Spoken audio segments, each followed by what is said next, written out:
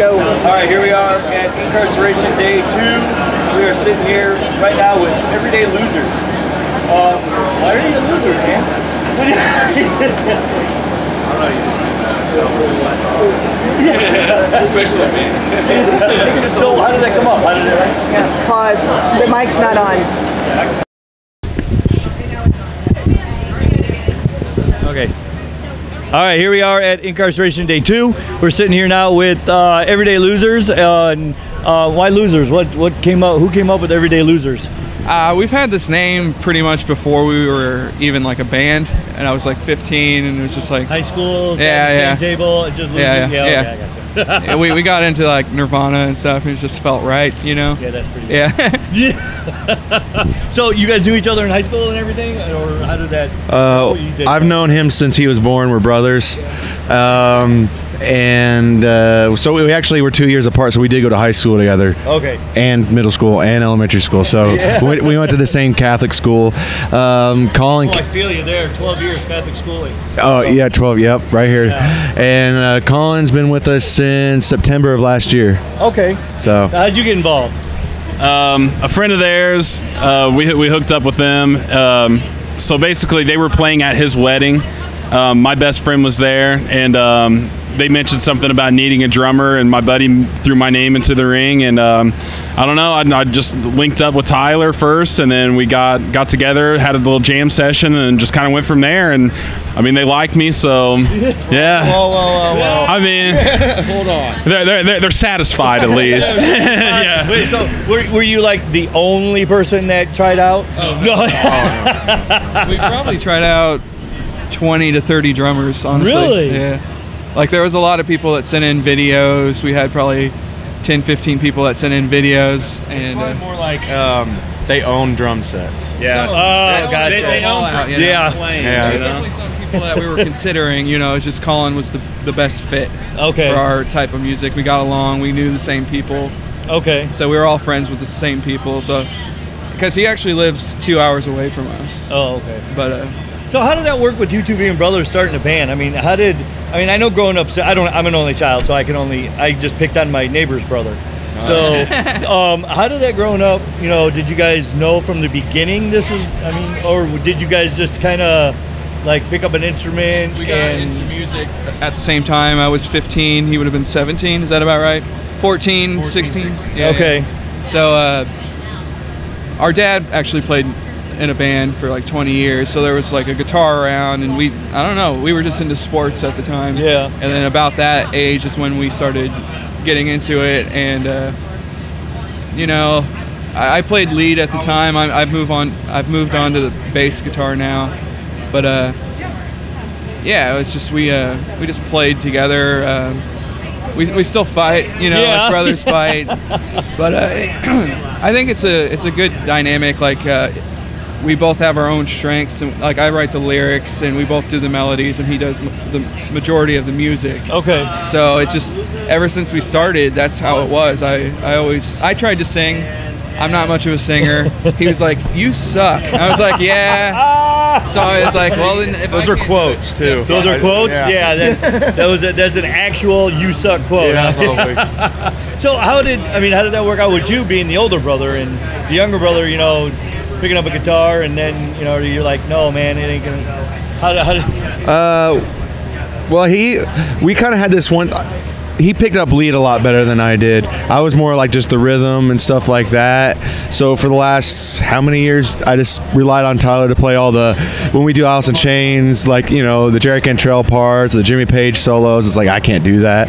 And then whenever he switched the bass, and then I was the only guitar player, it's like, well, I got to try, I guess. So I've been trying, because like a lot of our solos are stuff he wrote, so I'm playing his solos in front of him. So it's like, well, no pressure or anything, but I try to do the best I can, and you know, it seems to be fine. Yeah, around our area we do some cover shows. Okay. So it's just like it's an easy in to the bars in our local area. So we'll do like a 3-4 hour cover show, and you know, do the classic rock stuff. So there's actually a lot of leads and solos in some of those, and he's actually gotten like, it was weird, like almost, I would say he peaked a few years ago, and then now he's moved on to a different tier. Like he not peaked, I guess, but he got to a certain point and he didn't, change, Yeah. Like, and then he had to learn leads, and he's gotten so much more better in this past 8 months. Yeah, I would say. I'll sift through that and try to find a compliment. Yeah. Somewhere in there. Somewhere in there, I guess. So, does your dad, is he like with you guys when you guys are on the road, or does he? How does that work with him being in a band? Does he give you? He's not in a band anymore, but I mean, does he like give you the constructive criticism? Oh yeah. Like they actually drove 6 hours. My mom, my sister, and him came and saw us yesterday. So they drove 6 hours from Washington, and it's always like Mom and Maddie are like, "Oh, you guys are so good," and Dad's like, "That's all right." Yeah. He's like, I noticed a couple things. That guitar part was a little weird, and a little bass mess up, and you could have done the vocals a little bit better, but it was all right. I don't know if we've ever got like, it was really good. If we ever get that, then we know it's usually like we're really good. Sounded good. It's like the performance was there, but it sounded pretty good. Yeah, well, that's kind of what dads do, ain't it? I mean, even with my kids, I was like, yeah, okay, that's okay, but you could have did this, and yeah. I always say, if you want sugarcoating, ask your mom. If you want, if you want the real shit, go to Dad. Yeah. We're open and honest. We don't care. Yeah. So, what's coming up next for you guys after playing in the prison?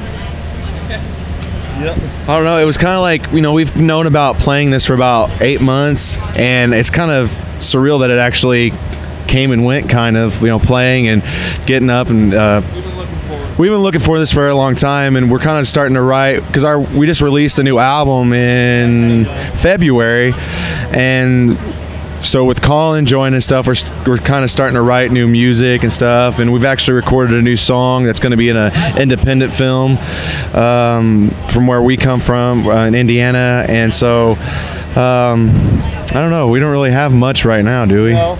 Not really. Where at in Indiana? Southern Indiana. We're 2 hours south of Indianapolis. Oh, okay. 45 from Evansville, kind of like close to Kentucky and Illinois. Okay. Yeah, we live 2 hours north of Indianapolis. Oh, okay. Yeah, I live in Portage, and she lives in Valpo. Okay. So yeah, we're right up there. So hey, we're in different time zones, but same state. It don't make no damn sense, does it? No. You got the top in Chicago, and you got the very bottom tip in Central, and the rest is. We drive 45 minutes to Evansville, and we gain an hour. Yeah, so. Exactly. Yeah, like when we got here, I looked at my watch. I was like, "Oh, it's only 12 o'clock." No, it's 1 in the morning. So, writing new music now with the new drummer, and is there a different sound? Do you guys have something different in mind? We're kind of getting harder. Like as the years went on, we actually started out kind of like playing coffee shops, honestly, and then through the years we had our punk phase, and we went harder and harder. Now we're like a hard rock band. I would say. We're definitely getting more metal, especially with Colin joining. He's got that edge that we wanted for a while, and it works with the way we wanted to sound. So okay. So I mean, is that the way you guys want to go and get harder and to have more of a metal sound, or did you want to stay with the whole '90s sound? I feel like we could probably make a pretty good blend of the two. Yeah. I mean, you don't have to necessarily put yourself all in one category. You can kind of put your hand in different pots. Yeah. And I don't know. I feel like with our newest song that we did the other day, I mean, it's a very hard rocking song, but there's different kind of pieces in it. There's a little '90s influence, there's a little metal influence in it. So I mean, if you're into that, then. Yeah, I mean that's I think that's what we're going to aim for, though. Yeah. Okay. So are you guys planning more tours? You guys planning more stuff after? We're always looking to play as much as possible, or tours to jump onto. We've got a few just like shows booked or local kind of things, but currently we have no tours lined up. Let's see. We're releasing a music video in August. Right. It'll be our third. Single from our latest album. It's called Melancholia, and then we're gonna have to get into the studio and record another new song, because they wanted 2 songs for that movie we're doing. Okay.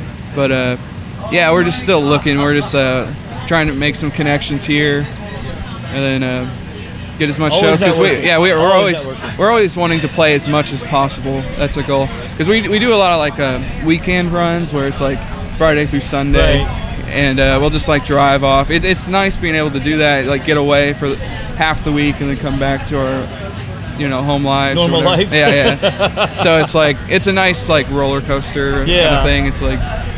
So where can people get your? Do you have a store, online store, website? What do you got for that? We have the everydaylosers.com. That's for our T-shirts, CDs, everything. You order that. It comes right from our house. I go to the post office. I ship it. Okay. He's the main man. Yeah, I handle that stuff. So if you get something wrong or wrong size, that's my fault. Spotify, iTunes. We're on. Our videos are on YouTube. Definitely Facebook. We keep up with Facebook pretty well. All our shows and stuff are on there. So. Okay. Yeah. So all your like upcoming concert dates are all up on there. We can share that with everybody. Put that out there. Okay. Because I'm telling all the bands that we're my 10-year anniversary for having the station is next year, and we're revamping our entire website, and we're gonna have a page devoted to bands. We'll put your logo or album cover, and then it'll be linked to like your tour dates or what you ever have coming out. So we got that coming up in the next year. So hopefully you have more dates next year, and then we could just put the word out and get more people out. We're working on it, man. Yeah, we'll definitely help out as much as we can. And if you're ever up in Northwest Indiana or Chicago, let us know. We'll come out and hit you up out there and do another interview. And if you need a place to stay, my door's always open. Yeah, absolutely. Yeah. Nice. Okay. We have bands stay at the house all the time. I've had Artemis stay. Joyous Wolf stayed a couple times. So yeah, they stay all the time. So you come through that area, you want to take a shower, do your laundry, whatever. I don't give a shit. As long as you can put up with a grandson, 2 cats and a dog. I'm down with that. I got 2 cats myself. Yeah. So, all right, guys. Well, I'll let you make the rounds, and because I know that there's a lot more other people here that want to talk to you. So, yeah. We've got several lined up today. Well, that's good. That's good. You guys get the word out, and like I said, if you guys need something, you guys come out with a new album, new song, new whatever, let me know, and we'll definitely help you out as much as we can. All right, check the guys out. Losers? No. No, check them out. Get their stuff so they can, raise money and get them on the road a little bit more. And then we'll see you back here at Incarceration here in a little bit.